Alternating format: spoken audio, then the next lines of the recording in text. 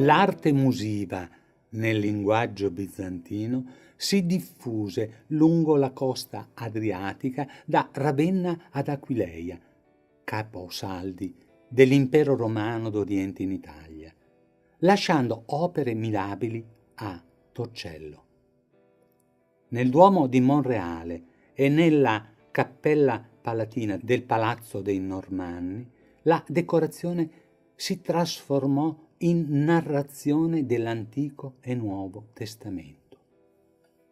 Nella Basilica di San Marco a Venezia la narrazione si evolve in messaggio politico, di autonomia, adottando quale testo biblico di riferimento per l'iconografia le miniature della Bibbia, appartenuta a Sir Robert Cotton, risalente al V secolo, fortunatamente influenzata dalla cultura teologica della scuola alessandrina e dei suoi esponenti, quale Clemente Origene, vissuto tra il I e il II secolo.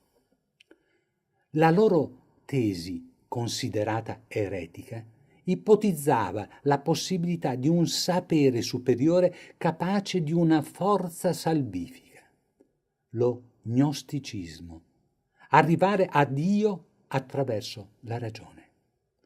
Tra gli oltre 6.000 metri quadrati di mosaici ci soffermeremo su quelli che presentano anomalie rispetto alla rappresentazione consueta del libro sacro.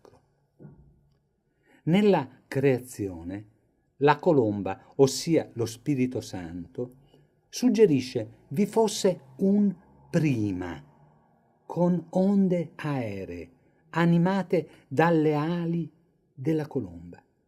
Ma se c'era un prima, l'Apocalisse potrebbe non essere la fine ed un dopo forse è possibile. Nel primo giorno un angelo aiuta Dio nel creare sia la luce che le tenebre, sia il bene che il male.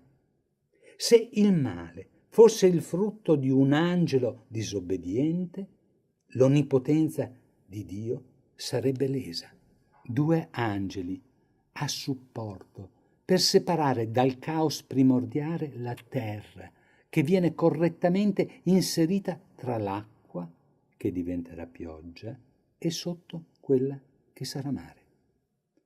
Nel 5° giorno, tra gli animali acquatici, è inserito il Leviatano, dominatore del mare, come sarà la Serenissima Repubblica. A rinforzare il concetto apologetico, nel 6° giorno, il leone, simbolo di Venezia, anzi addirittura 2, sono in primo piano a protezione della regalità. Dopo Roma e Bisanzio, l'impero continuerà, custodito da Venezia, tutrice della cristianità. Nel plasmare l'uomo, Dio usa la polvere che trova. Il risultato non è condiviso da tutti gli angeli. La statuetta di terra, che nel frattempo ha cambiato colore, per vivere ha bisogno di un'anima, rappresentata, secondo la tradizione egizia, da un putto alato. E tra gli animali, quali poteva essere prediletto da Adamo con benedizione divina, se non il leone? Curiosamente, dopo aver creato la donna da una costola d'Adamo, non le infuse l'anima. Adamo l'accoglie indicando che questa è carne della mia carne e ossa delle mie ossa, così affermando una subornazione totale. La solidarietà si rompe. Lui accusa lei di averlo tentato, lei il serpente che saggiamente si nasconde. Del tutto insolito il processo ed il giudizio con perdono e non condanna. ogni idea che avevamo della cacciata dal paradiso viene sconvolta. Dio non li caccia infuriato con l'aiuto di un angelo sciabolante, li invita ad uscire e sorprendentemente li veste. Abele sacrifica agnelli, Caino, il contadino, porta quel che ha, il grano, ispido come i suoi capelli.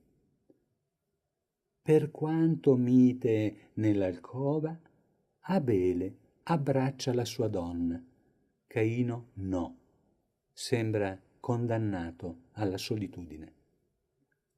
Noè opera da capomastro in un cantiere marittimo attrezzato come l'arsenale veneziano e stranamente i leoni entrano tra i primi, un privilegio comprensibile, e tra i primi a toccar terra sono ancora loro. Noè visse 950 anni e alla sua inumazione nella roccia manca il figlio Cam, colui che lo vide nudo e sbronzo e fu dal padre maledetto.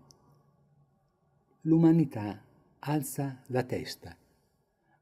A Babele, un'impresa edile organizzata, costruisce la torre. C'è chi estrae l'argilla, chi cuoce i mattoni, altri alzano la malta su scale munite di sicurezza. Nelle lunette angeli invitano Dio a vedere l'opera di presunzione.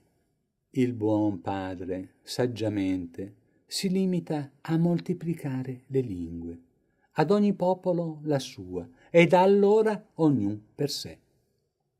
Questo mosaico è particolarmente bello. Tessere minute indorano il cielo. Le figure, spesso di tre quarti, sono plasticamente realistiche, così i loro movimenti. Abramo adempie al comando divino, trasferendosi nel paese di Canaan. Sara, sua moglie, a cavallo, ha un piede sorretto da un servo. Sarà la sua discendenza a prevalere. Tornato vittorioso da una guerra per liberare Lot, riceve dal re di Salem, Melchisedec, vino e 3 pani, sorretti dal velo in segno di rispetto. Sono l'anticipazione dei simboli eucaristici, ma soprattutto l'idealizzazione del Messia, condottiero, vincitore, cui si deve il tributo. Ancora una volta un riferimento alle imprese belliche veneziane. La storia la scrivono i vincitori. Il re di Sodoma, liberato da Abramo, subisce, avendo salva la vita, la perdita di un ricco bottino. Così farà frequentemente Venezia. L'umore di Sara è umano. Prima invita Abramo ad ingravidare Agar, la sua serva, poi, invidiosa, la maltratta, costringendola a fuggire nel deserto, da cui, per intercessione dell'angelo, tornerà nella tenda reale a partorire Ismaele. Ed inizia la circoncisione, immagine inconsueta di crudo realismo. Il rito tribale di appartenenza inizia con Ismaele, che diverrà il capostipite del popolo arabo. Abramo accoglie gli angeli, li nutre sotto la quercia di Mamre.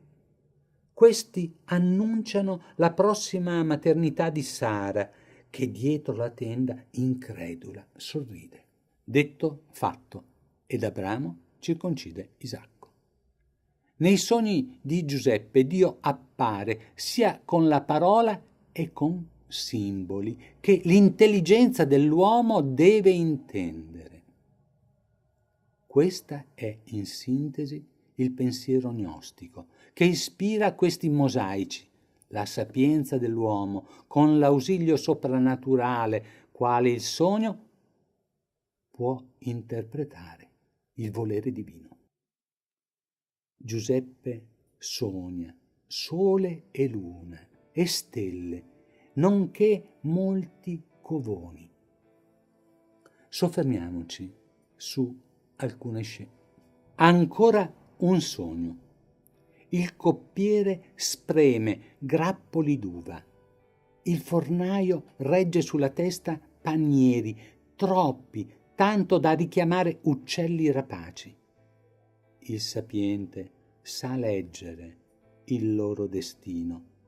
Il coppiere, conoscendo il suo mestiere, verrà salvato. L'altro, che non ha misura, finirà in croce e sarà pasto per i corvi e cornacchie da lui sognate. Anche Cristo finirà così, per aver affermato d'essere il Re di Israele, il Messia atteso.